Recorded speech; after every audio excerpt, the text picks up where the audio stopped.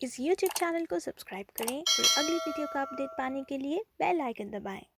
Class 9th lesson तुम कब जाओगे अतिथि। लेखक हैं शरद जोशी। सर्वप्रथम इसके मौखिक प्रश्न जो एक दो पंक्तियों में उत्तर देना जिनका आपको। तो पहला प्रश्न है, अतिथि कितने दिनों से लेखक के घर पर रह रहा है। तो इसका उत्तर है, लेखक के घर पर अतिथि पिछले 4 दिनों से रह रहा है और वापस जाने का नाम नहीं ले रहा। दूसरा है, कैलेंडर की तारीखें किस तरह फड़फड़ा रही हैं। कैलेंडर की तारीखें अपनी सीमा में नम्रता से फड़फड़ा रही हैं। नेक्स्ट इज, पति पत्नी ने मेहमान का स्वागत कैसे किया। तो पति पत्नी ने एक स्नेह भीगी मुस्कुराहट के साथ अतिथि से गले मिलकर उसका स्वागत किया। लेखक की पत्नी ने अतिथि का आदर सत्कार प्रणाम करके किया। उन्होंने रात के भोजन में 2 प्रकार की सब्जियां, रायता और मीठे का भी प्रबंध किया। फोर्थ वन इज, दोपहर के भोजन को कौन सी गरिमा प्रदान की गई।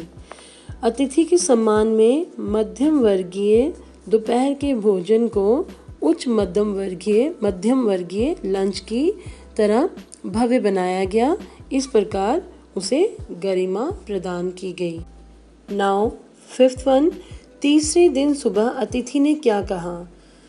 तीसरे दिन सुबह अतिथि ने लेखक को हैरान कर दिया जब उसने ये कहा कि उसे धोबी को कपड़े धुलवाने के लिए देने हैं। सिक्स्थ इज, सत्कार की ऊष्मा समाप्त होने पर क्या हुआ।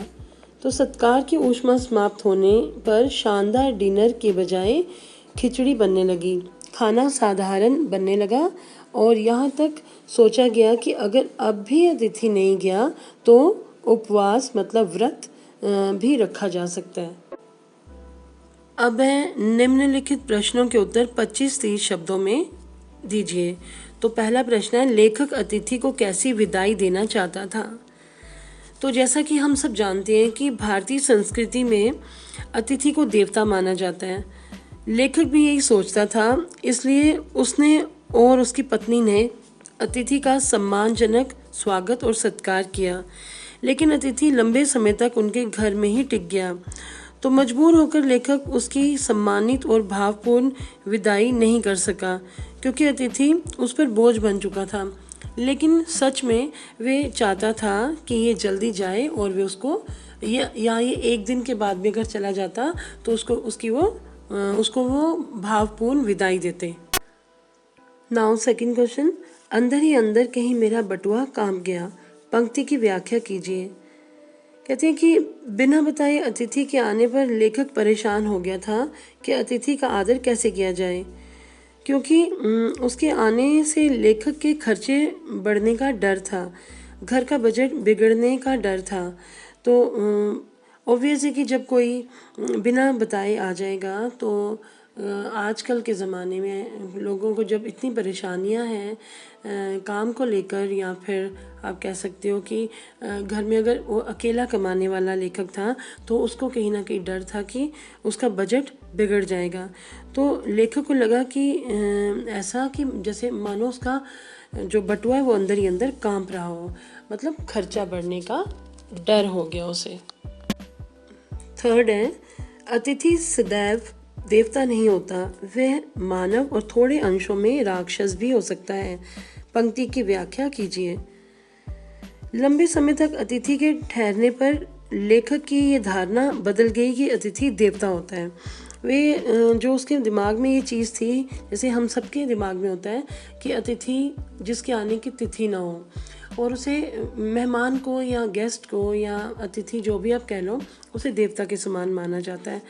तो देवता भी इसलिए अच्छे लगते हैं कि वे दर्शन देते हैं और जल्द लौट जाते हैं। लेकिन लेखक के घर जो अतिथि आया था वे लौटने का नाम नहीं ले रहा था, इसलिए वो उसको देवता नहीं लग रहा था, क्योंकि उसका मानना था कि देवता तो आते हैं और लौट जाते हैं दर्शन देके, तो इसे भी लौट जाना चाहिए था। लेखक का अतिथि एक बार आने के बाद जाने का नाम ही नहीं ले रहा था, इसलिए वे लेखक को साधारण मनुष्य और थोड़े अंशों में राक्षस भी लग रहा था। नाउ फोर्थ वन, लोग दूसरे के होम की स्वीटनेस को काटने ना दौड़ें। पंक्ति की व्याख्या कीजिए। तो इसका उत्तर होगा, अपना घर अच्छा लगता है, सबको अच्छा लगता है, इसलिए उसे स्वीट होम कहा जाता है। जबकि लेखक के अतिथि जैसे लोग अपने घर को स्वीट होम बनाकर रखना चाहते हैं, लेकिन दूसरों के घर को स्वीट होम नहीं रहने देना चाहते। वे दूसरों के घर जाकर हलचल मचा देते हैं। उनके आने से जो घर के लोग हैं उन्हें वे अपनी मर्जी से नहीं रह सकते, ना ही अपनी मर्जी से कोई कार्य कर सकते हैं, क्योंकि अतिथि की दखल हर कार्य में हो जाती है। तो ऐसे अतिथि बजट बिगाड़ देते हैं और जो घर के लोग हैं, मेज़बान जो हैं, वे अपने घर से भागने लगते हैं। उनका घर स्वीट होम नहीं रहता। फिफ्थ क्वेश्चन है, मेरी सहनशीलता की वे अंतिम सुबह होगी। पंक्ति की व्याख्या कीजिए। तो इसका उत्तर होगा, अतिथि को मजबूरी में झेलता हुआ लेखक इतना परेशान हो जाता है कि उसकी सहनशीलता जवाब देने लगती है। लंबे समय से ठहरा हुआ अतिथि असहनीय बोझ बन जाता है। इसे लेखक का मन उसे गेट आउट कहने को भी तैयार हो जाता है। वे तय करता है कि अतिथि अब और रुका तो वे लेखक की सहनशीलता की अंतिम सुबह होगी और वे इसको गेट आउट तक कह देगा। नेक्स्ट है, एक देवता और एक मनुष्य अधिक देर साथ नहीं रहते। पंक्ति का आशय स्पष्ट कीजिए। तो अतिथि का देवतापन थोड़े समय के लिए रहता है। अगर देवता भी देर तक रहें तो उन्हें सहना मुश्किल हो जाएगा। मेजबान मनुष्य होता है और वे अतिथि को तब तक देवता मानता है जब तक वे सहनीय हो। जब वे असहनीय हो जाए या बहुत दिन तक रुक जाए तो उसको सहन कर पाना कठिन हो जाता है। प्रश्न उत्तर का थर्ड पार्ट है, निम्नलिखित प्रश्नों के उत्तर 50-60 शब्दों में लिखिए। तो इसमें पहला प्रश्न है, कौन सा आघात अप्रत्याशित था और उसका लेखक पर क्या प्रभाव पड़ा। तो इसका उत्तर होगा कि जब लेखक को अतिथि ने ये कहा कि उसे धोबी को कपड़े धुलवाने के लिए देने हैं, तो ये आघात अप्रत्याशित था, जिसके बारे में उसे सोचा भी नहीं था। क्योंकि धोबी को कपड़े देने का मतलब था कि अभी 2-3 दिन और रुकना। तो लेखक ने उसको बोला कि धोबी को देने की जगह लॉन्ड्री में दे देते हैं, जल्दी धुल कर आ जाएंगे। कि उसने इशारा दिया कि ये यहाँ से चला जाए, क्योंकि उसका प्रवास काल इतना लंबा हो गया कि लेखक मजबूर होकर सोचने लगा वे कब जाएगा। अतिथि के आगमन से लेकर उसके जाने तक लेखक निरंतर अप्रत्याशित आघातों को सहता रहा। नेक्स्ट क्वेश्चन है, संबंधों का संक्रमण के दौर से गुजरना। इस पंक्ति से आप क्या समझते हैं, विस्तार से लिखिए। तो इसका उत्तर है, संक्रमण से तात्पर्य है, मतलब संक्रमण का अर्थ है परिवर्तन। एक स्थिति से दूसरी स्थिति में प्रवेश करना संक्रमण से गुजरना है। ऐसा ही अनुभव लेखक को हुआ। अतिथि के आने पर उसके मन की मधुरता कटुता में बदल गई। उसके आदर सत्कार की भावना बोझ लगने लगी। डिनर खिचड़ी में बदल गया। घर की शांति अशांति में बदल गई। ऐसे ही अनुभवों को लेखक ने संबंधों के संक्रमण का दौर कहा है। नेक्स्ट, अतिथि 4 दिन तक नहीं गया तो लेखक के व्यवहार में क्या क्या परिवर्तन आए। अतिथि जब 4 दिन था तो की भावना खत्म हो गई।